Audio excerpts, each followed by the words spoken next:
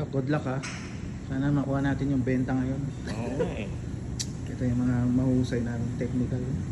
Ang gagaling yan. Walang ano. Walang pakupas-kupas. Ilang years na kayo, Dok, sa business? Kupas na. Kupas na. Sir Oliver, ilang years ka? tanong ako ng tanong kung ilang taon yan, matagal pa. Sabay tayo, naroon pa ng konti. Ako ano, halos ano, 20. 20. years. Oo. Halos kasabay din 22. Oo, ganun.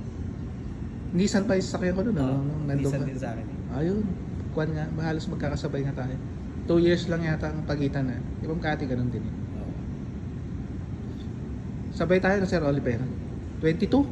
22 na lang, no? 22 Kaya years. lang, mas nauna yung 22 years in service. 2002 tayo. Hindi, mayaman naman tayo sa pananampalataya doon. Kaya okay na yun sa atin. Hindi, si Boss Jan, pati sa bulsa maya. Ay, nako po.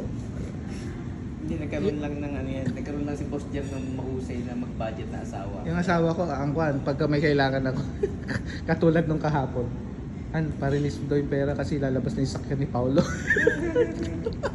Ay, yung sasakyan. Yung Montero na Ay, Montero. pinaayos. Siya na pa gumagamit.